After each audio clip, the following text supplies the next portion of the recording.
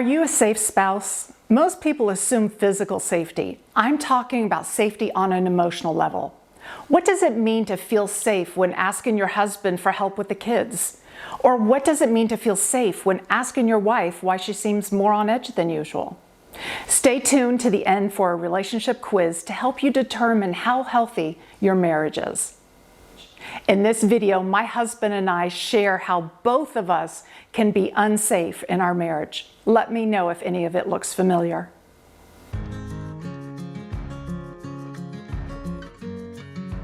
Do you ever hear a principle and think, well, that doesn't apply to me? When it came to emotional safety, I thought I was extremely safe. I didn't attack Russ verbally during an argument. I never regretted anything I said because I never said anything. I was the nice one in an argument. I simply walked away and never brought the topic up again. Because if you ignore it long enough, it goes away, right? Let's talk about emotional safety. Angry outbursts, being defensive, being critical, disrespectful, those are all obvious examples of being emotionally unsafe with your spouse. But shutting down is included in this list. Now, if you had asked me years ago if I was safe, I would have said yes, because I thought it meant physical safety. But I've since learned there's a whole nother level of safety, which is your emotions. Me too. I was shocked to learn that shutting down was being emotionally unsafe. I truly thought I was being the nice one in the argument because I didn't say anything mean. But shutting down is one of the 4 leading predictors of divorce, according to marriage expert Dr. John Gottman. Early on in our marriage, I thought Russ was the one who was not emotionally safe because of his intense verbal command of the English language, combined with his magnification and overreactions. It could shut me down for days. Yeah, don't remind me. I thought she was the one that was not emotionally safe. She would shut down or stay in what I called a funk for weeks. Our marriage counselor gave us some visuals to describe what we look like in an argument. He's the tiger, I'm the turtle. The more the tiger comes after me, the more I'll hunker down in my turtle shell. Danielle thought she was being the nice one by shutting down. She's since learned that shutting down is just as damaging to the relationship as my words were. We both needed to learn how to be emotionally safe. Now, before we talk about being emotionally safe, let's step back and talk about the science of what is happening when you engage in an argument. So you have these stress hormones that are flooding your system. Adrenaline, cortisol, epinephrine. Those stress hormones shift you out of the logical part of your brain back to the reactive part of your brain, the amygdala. Now, when your amygdala gets triggered, you only have 3 options. You either fight, flee, or freeze. Now, I have a tendency to fight, and Danielle will do a combination of either flee or freeze. Fleeing from the conversation was my way of protecting myself when I got hurt. But I've since learned there is more damage done when I don't return to the conversation. It's just as important for me to stop arguing as it is for Danielle to take some time away from the argument. It used to make me so anxious when she would walk away because I wanted to fix the argument in the moment. Our first fight, she wouldn't talk to me for 3 days. And when I was used to fixing a fight in 3 minutes, it's just like at work. We would just hash it out and resolve the situation. Sorry. Now, some couples will push back when they want to resolve conflict before bed and quote the Bible verse, Ephesians 4:26, where it says, "In your anger, do not sin. Do not let the sun go down while you are still angry." They do this believing they should argue until the fight is resolved. But I love what Danielle saw when she studied this verse. It says, "Don't let the sun go down while you are still angry." Now, it's not up to your spouse to make you unangry.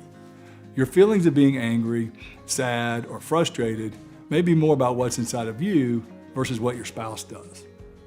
And most people assume that they're emotionally safe, but few have all the safety characteristics. Instead of being defensive, a safe person receives feedback. Instead of shutting down an argument, a safe person stays engaged. Instead of trying to fix whatever it is your spouse is telling you about, a safe person shows empathy. Instead of interrupting while they are talking, a safe person listens well and seeks to understand their spouse's perspective. Now, a good exercise to practice emotional safety is to ask, have I done anything to frustrate or hurt you this week? Now, it's important to make sure you're fresh, that you're emotionally safe, and ready to listen, and most importantly, try to understand your spouse's perspective. Now, I always ask the men to go first by being leaders here. So step 1, ask your spouse if you've done anything the past week to frustrate or hurt them. And whatever they say, make sure not to get defensive or react negatively. And that includes body language, your tone, and the words that you're using. Yes, remember their perspective is their truth, whether you agree with it or not. All right, step 2 is to validate their feelings, even if you don't think they're justified. For example, say, I'm sorry I frustrated you, or I'm sorry I hurt you. The last thing I want to do is frustrate you or hurt you. And then step 3, ask them what they would have liked you to have done differently. And when they answer, commit to trying to do your best next time. Even though there's a good chance that you'll mess up again in a similar situation, I often do, but over time you'll get better at it. And if they ask for something you know you probably can't do, then suggest something back. The key here is to work together on a common solution to try to keep the frustration or hurt from happening again. When you finish, you'll switch and let your wife lead the process.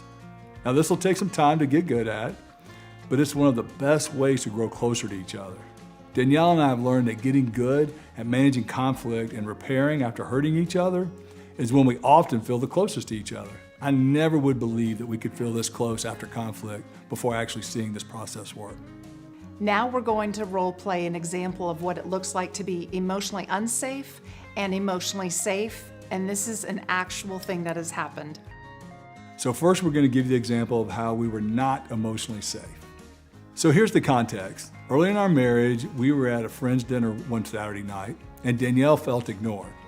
So on our drive home, I'm sitting in the passenger seat and I'm sulking, not saying anything. What's wrong? Nothing. What do you mean nothing? Something's wrong. You ignored me all night. It's a bunch of bull. What are you talking about? I did not ignore you.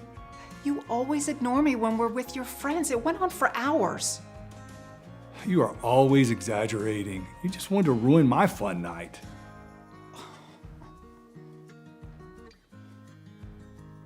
And then that's the end of the argument, because she'll stay like that for days, not saying a word. Sorry. All right, so now we'll give you an example later in our marriage when this scenario happens, and we're going to show you how to be emotionally safe. Okay, so under this emotional safe scenario, we're both getting back into the car, and during the evening, I got my feelings hurt. I had felt really ignored during the evening, and it's natural for me to want to blame Russ for it. But what I do now is I think about, okay, why did that hurt me so bad? Because when my feelings are that strong, I know it's more about me than it is about what something Russ might have done to me. So I think about, okay, how can I take responsibility for this? Okay, so I'm just kind of peeling back what is bothering me and trying to process the whole situation. Is something wrong, honey? Did I do something tonight that hurt you or frustrated you? Oh, I felt ignored for most of the evening at the party.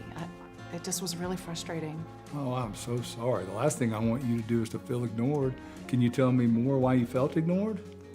I don't know. That's probably why I'm being so quiet. I'm just trying to think through why it's just so hard, because it's hard to contribute to a conversation when it's all about football. You're reminiscing about growing up here when I didn't grow up here. I feel ignored and it feels so real in the moment. And what I'm trying to do is take responsibility for feeling ignored. And you know, my childhood emotional wound is feeling ignored. And in the moment, it feels so real. And yes, I was mad at you in the moment, but as I think about it, I know this is more about me, but gosh, in those moments, it just feels so real that it's happening. Wow, that makes a lot of sense. I can really understand why you felt ignored, and I'm so sorry. Can you please forgive me? And also, can you help me by telling me what I could have done differently that might have helped next time in the same situation? Sure, and of course I forgive you. I don't really necessarily see this as your problem. It's more about me than you. But something that you could do that would help me is perhaps next time you could involve me in the conversation, even if it means changing the subject. Okay, well first, thank you for forgiving me. And that's a great point about next time. I'll definitely try to be more aware of what's going on and include you in the conversation, even if it means me changing the subject, even if that subject's football. You're so sacrificial. Thank you, Anya. Now let's talk about how those two scenarios were different. Obviously, the ending went differently, but the beginning also did. Did you notice that I started with I statements and a feeling that I had in the second scenario? In the first, I was accusatory with you statements and an angry tone, and then I pulled the always word. When we use the always word in marriage, as in you always ignore me when you're with your friends, we're showing our spouse that we are keeping score. And who wants to be married to someone who keeps a record of when he or she messes up? All right, so remember to be emotionally safe based on the characteristics that we described earlier. That way your spouse can be honest with you. Because if you don't turn towards each other over time, you might turn elsewhere. And you'll experience three things in this exercise. You'll be encouraged, you'll learn something, but you'll also get your feelings hurt. It took several years before I learned how Russ was walking on eggshells around me, because if he said anything I didn't like, I would shut down. I was shocked that my shutting down was creating this anxiety within him. Again, I thought I was just protecting myself and preventing myself from saying anything mean. A safe spouse would stay engaged in the conversation even when it gets hard. For sure.